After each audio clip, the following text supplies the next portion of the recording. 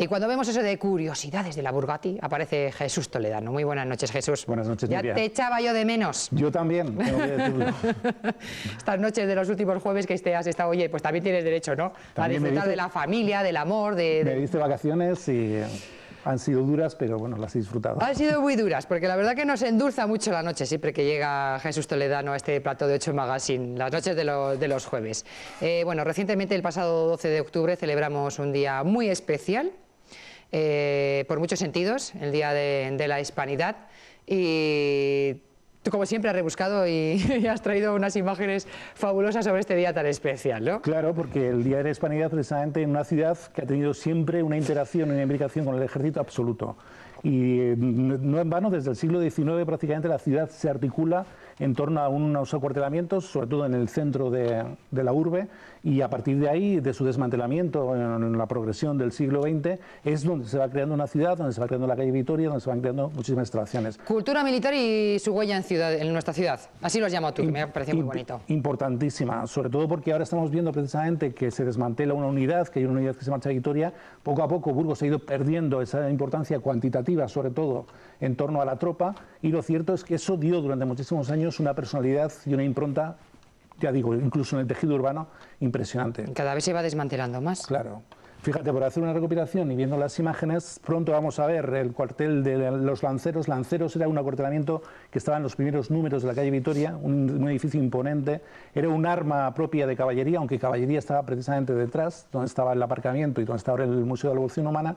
Y en torno al desmantelamiento de esos y otros cuarteles, el de artillería, que estaba al lado de la fábrica de Perfecto Ruido Ronsoro en Villapilar, que era su hermana.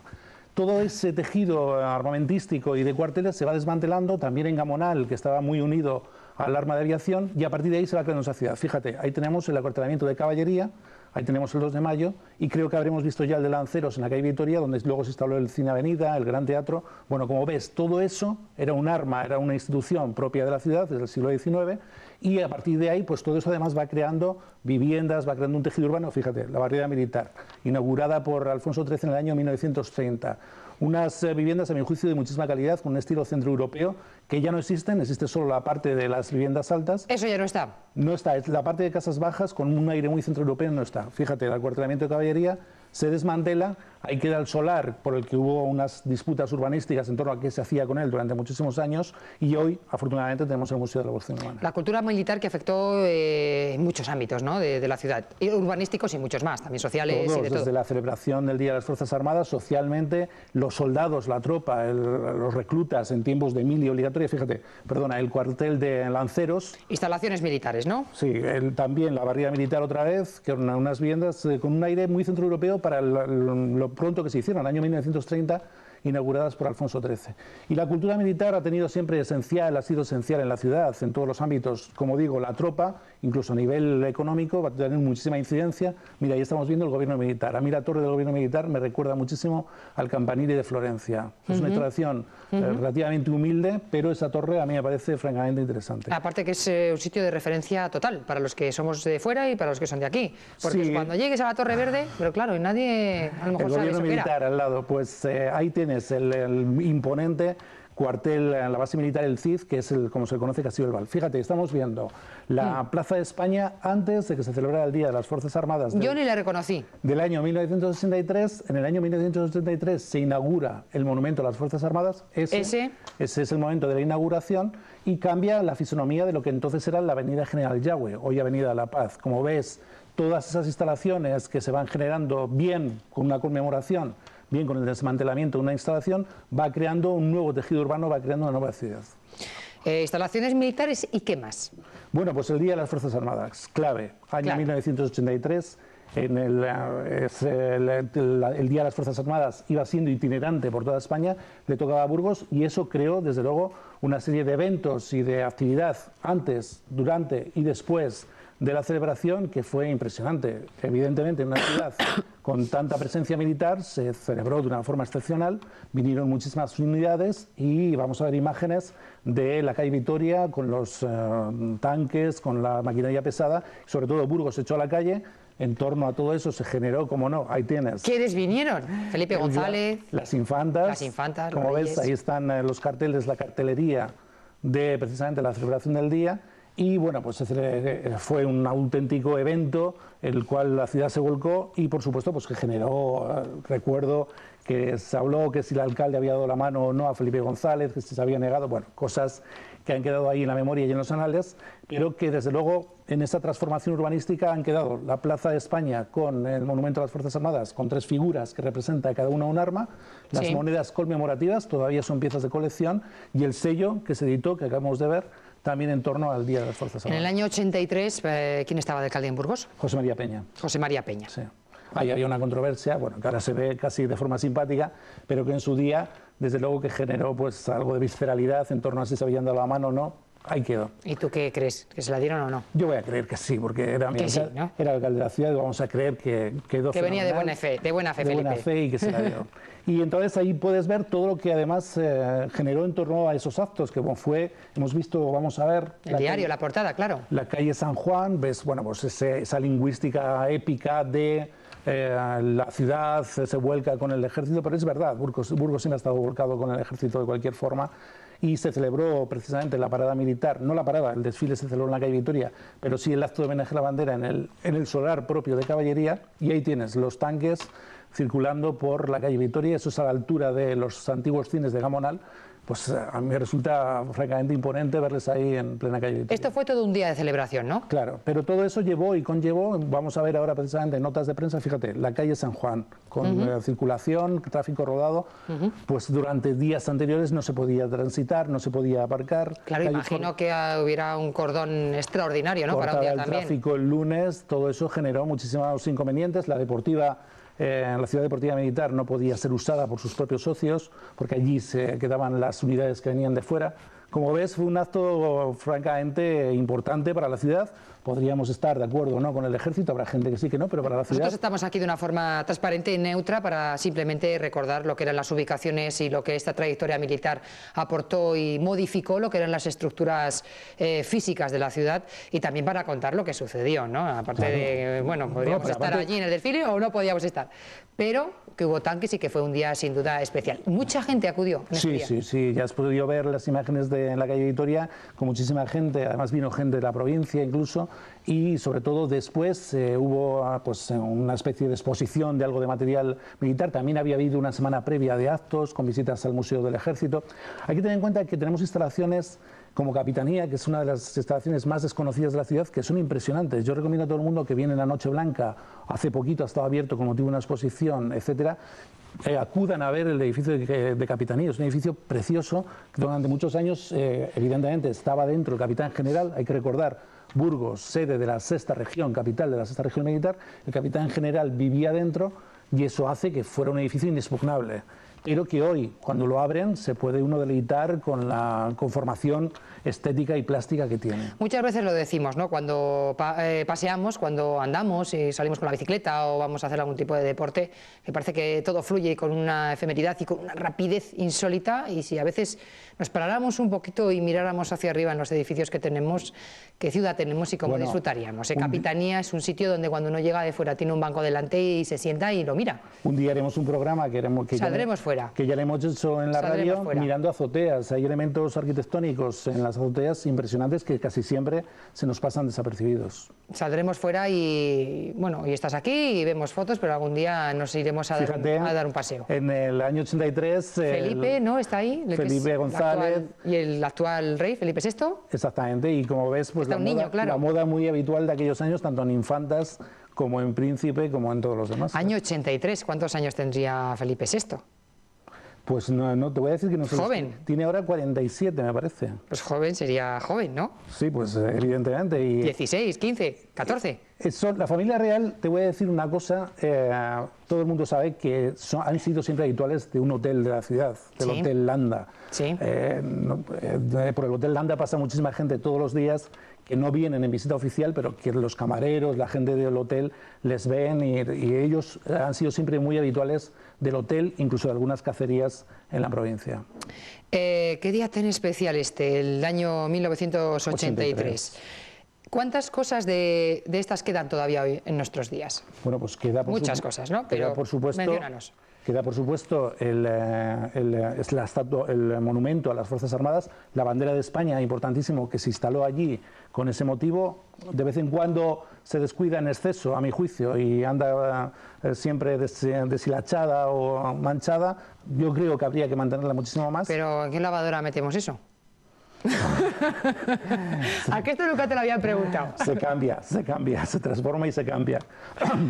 Pero, vale un dineral una bandera, ¿eh? Bueno, la bandera de España, que valga lo que quiera, tiene que estar siempre limpia y izada. Muy bien, impoluta tendría que estar la bandera. Yo no tengo ningún prejuicio ni ningún problema en decir que me gusta ser español y claro que sí, claro. Sin ningún complejo, lo digo aquí y en la China popular. Y con lo bien que se vive. No tengo ningún problema. Sin radicalismos, pero sí, sin complejos. Creo que está muy bien conocer todo, ¿no? Pero cuando estamos aquí es porque se sabe que aquí se vive muy bien. Que nos cambian la hora y se adelanta una hora por la noche. Vete toda Europa, que es de los Eso es lo que ha quedado, pero lo cierto es que lo que son las instalaciones militares, lamentablemente, a mi juicio, Burgos haya perdido un peso específico importantísimo. ¿Qué fue? Bueno, pues la modernización, a su juicio, del ejército hace que se transforme en unidades operativas. Las capitanías generales desaparecen en el año 2002, como desaparece el reclutamiento, y todo eso se traslada a La Coruña, perdiendo Burgos esa sede y perdiendo, por tanto, importancia. Aunque han venido algunas brigadas como la Brunete, etcétera, lo cierto es que en cuanto a tropa y en cuanto a permanencia del ejército en Burgos, pues se ha perdido muchísimo. También se plasmó, ¿no?, esta gran noticia, este gran evento, este gran acontecimiento en prensa. Sí, claro. Portada del diario, por ejemplo. Portada del diario tuvo repercusión a nivel nacional, como tienen todos los días de las Fuerzas Armadas, y evidentemente todo eso, antes era un desfile mucho más brillante que el que podemos ver ahora. Era itinerante, ahora casi siempre se celebra en el mismo sitio y desde luego... Es Madrid, ¿no? Bueno, a veces ha salido últimamente Alicante también, y aquí, salvo lo que era unidades de Marina, vimos absolutamente todo. Vimos a los aviones por el cielo, vimos... Burgos ha tenido siempre, y sobre todo Gamonal, que fue una escuela de aviación ya en los años 30, precisamente cedió esa escuela de aviación para que le dejasen pastar en el resto de la ciudad los rebaños de ovejas, ¿sí? aunque si se hubieran negado les hubieran obligado a tener igual, pero bueno, llegaron a ese convenio. Y Burgos siempre ha tenido muchísima, Gamonal sobre todo, con los chalets, además de aviación, muchísima imbricación con el ejército del aire, y aquí tuvimos todo, menos evidentemente exhibiciones de Marina. Hubo también hasta sellos, ¿no? Sí, se editó un sello a nivel nacional, que sigue siendo, yo lo he visto en filatelia, sigue siendo una pieza de coleccionismo. Obviamente, como no ha pasado mucho tiempo, es relativo. Bueno, nos vamos al año 89, si te parece. No, nos vamos a lo sociológico en lo militar, que es importantísimo, vale. Pues vamos a lo sociológico. La ciudad, porque vamos a tener las fotos de los reclutas que eran ciudadanos. Ay, es verdad, es verdad. Ya me adelantaba yo. Yo cuando llega el momento musical me vengo arriba, pero no. Pues eran esos militares que estaban en los cuarteles y que estaban en nuestra ciudad, ¿no? Claro, y que constituían una parte más de la ciudadanía importantísima. Todos los días generaban un movimiento económico amplio. Claro, el militar estaba en su cuartel. Fíjate. Y tendría que hacer su trabajo. Ahí les tienes con las cabinas, que este año desaparecen. Las cabinas. No había móviles y ellos tenían que hacer colas ingentes para unas 4 o 5 cabinas. ¿Y tú ahora has tenido que hacerlas? Y yo también. Pero no como ellos, que eran 1000 y pico reclutas en Castillo del Val y todo el mundo quería llamar a casa a las 9. Bares como el Trastos, bares como muchísimos, el Picoco, por ejemplo, en la calle San Juan, vivían a diario, cuando el resto de población no salía una noche de febrero, vivían de esa parte de paseo de los militares que a partir de las 7, son gente de fuera, tenían que, fíjate, uno que en invierno, un recluta, sí, podía pasear toda la calle Vitoria hasta llegar al centro, comer un bocadillo, y a partir de ahí pues había bares que solo se dedicaban a ellos. El bar de María Ángeles Sáez, la folclorista en plena llanada adentro, hacía tortillas a las 6 de la tarde solo para que ellos, ahí les tienes, en una época en la que ser rapado era o recluta o convicto, y ese bar de María Ángeles Sáez, por ejemplo, solo se dedicaba a la expedición de tortillas para los militares. El dueño del Picoco, por ejemplo, cuenta que en época de reclutamiento podía sacar 6 barriles, que ya son 6 barriles de cerveza, en una noche de entre semana solo con el ejército. Claro, es que los chicos... Todo eso, además... En edad de florecer... Jurando bandera, fíjate qué grandes momentos. Claro, las juras de banderas. Cuando se iba a los hermanos y a los primos y a los tíos, que se iba a la confirmación, a la comunión y luego que jura bandera. Íbamos todos allí porque juraba bandera. Y toda esa gente, traía gente de fuera que tenía que dormir, que tenía que buscar restaurante, que iba a celebrarlo. Fíjate, hay un carro pesado con una cabina, a mí me encantan las cabinas. Sí, las cabinas, qué graciosas. Estoy fotografiando todas las que hay en Burgos antes de que desaparezcan en enero. Pues no quedarán muchas. Nosotros fuimos a hacer un día una pieza para una cabina y nos costó encontrar una. Una con puertas, es muy difícil, pero todavía hay. Yo tengo ya 10... Claro, ya están las otras, los de coger así que ibas, pero ya la cabina... 10 fotografías, fíjate, otros, la policía militar. Importantísimo, era una figura que ya ha desaparecido y ellos se ocupaban precisamente de la seguridad de la tropa y de los altercados que podían generar en algún momento. Hay una anécdota, en el autobús de Gamonal, en el último, justo ya cuando se cerraba el cuartel, se quedó dormido un soldado. Los conductores que ya habían pasado por ahí no querían fastidiarle, intentaron despertarlo, estaba absolutamente ebrio. Y querían despertarlo para que no le cayera una sanción y al final se vieron obligados, porque se quedó dormido en el autobús y había que cerrar, a llamar a la policía municipal y estos que tuvieran que hacer un trámite de oficio para llevarlo al cuartel. Le caería, supongo, algo ingente. Pues claro. Pero los autobuseros, los hombres, los choferes, ahí estuvieron pues pendientes de que pudiera salir indemne de esa situación. Todos estos militares ahí les tienes cualquier noche de entre semana, cenando, comiendo... Los amigos de la mili, ¿no? Qué importantes eran los amigos de la mili. Y ahora muchos amigos de estos de la mili que se nos van fuera de Burgos, ¿no?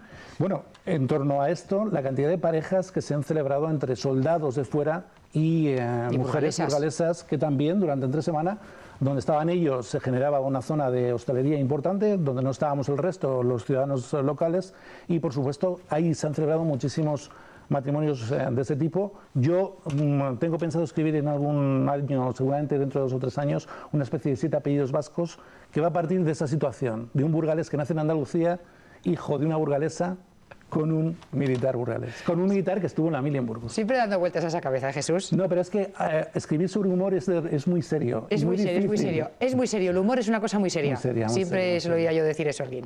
Si te parece, nos vamos a ir ya al año 89.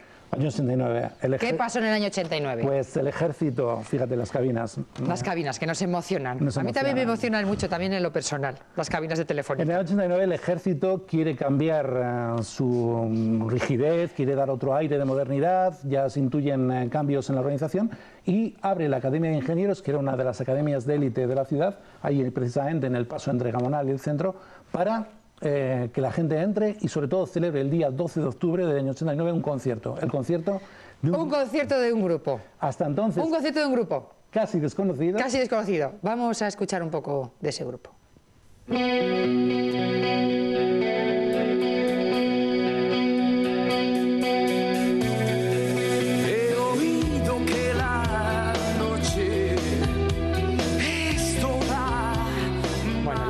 Les hemos dado ahí un opening de 10 segunditos que imagino que muchos ya han reconocido. Enrique Bunbury con Héroes del Silencio, que en el año 89 estuvo en nuestra ciudad. Estuvo en nuestra ciudad, casi todavía no eran nadie. Habían estado en Burgos ya en el PSNE mucho. Otro día traeremos fotos y se interrelacionaron con todo el mundo porque no eran todavía nadie, habían pasado de ser zumo de vidrio a ser Héroes del Silencio. Unos días antes de ese concierto del 89 estuvieron ya precisamente, date cuenta que celebraron el Día del Pilar aquí en Burgos en ese concierto, y unos días antes, en plenas fiestas del Pilar, habían llenado el pabellón de los deportes de Zaragoza, en lo que todo el mundo intuía que podía ser un grupo que se relanzase en 1 o 2 años. A partir de ahí fueron teloneros de Loquillo, entre otros, y ya a los propios titulares de los conciertos les impresionaban como teloneros y el resto ya lo sabemos. 25 años se cumplen ahora de esa formación de Héroes del Silencio. Que estuvieron también en Melgar en el año 93 y de ahí dejó, también lo trataremos en otro programa, de ahí dejó un recuerdo bastante malévolo Enrique Bunbury sobre Melgar, lo dejó escrito y desde luego que no deja bien al pueblo, pero bueno, hoy... Pues vaya discotecón que tenían, que era Las Vegas, y vinieron grupos de primer nivel. Sí, pero cuando... ¿Qué dijo? Bueno, ya me lo contarás en otro programa porque en parece este ya no ser tenemos que el pueblo no le gustó mucho y, como te conté, estuvo hace muy poquito en la calle San Juan tomando cervezas un día entre semana. Y bueno, pues es Enrique Bunbury, nosotros... Eran los Héroes del Silencio, ¿no? Que hicieron grandes discos. O le amas o le odias. Hay mucha gente que lo odia y musicalmente para mí fueron francamente Fueron tremendos y hicieron 2 grandes discos, hicieron muy buenos temas. Sí, pero lo cierto es que no tienen término medio. Tampoco encuentras gente que esté ahí, bueno, no es tan mal. La gente... No, pero eso es estupendo. Cuando te odian o te aman es estupendo, porque la gente diluida, bueno, más o menos te cae bien, nunca llega a nada de eso. Si caes bien, y si caes mal, pues caes mal, tampoco pasa nada, ¿no? Enrique Bunbury ha decidido caer mal y lo ha hecho a propósito, además. Sí, yo creo que en su carrera se ha hecho un personaje. Se ha hecho un personaje, pero que sin duda cabe que con Héroes del Silencio eran tremendos, y cuántas guitarras han empezado a funcionar por escuchar Y sobre todo que utilizaban acordes distintos, cambiaron absolutamente una estética en Europa tuvieron un éxito impresionante y desde luego que en ese sentido, te gusten o no, hay que reconocerles un bagaje y una trayectoria. Fueron pioneros. Sí, sí, sí. Pioneros. En su estilo, desde luego. Totalmente. Jesús, pionero también en una sección como esta que es Curiosidades de la Burgati, siempre removiéndonos cositas por dentro y haciéndonos mentalmente transcurrir por muchas zonas muy interesantes de nuestra ciudad. Y seguiremos.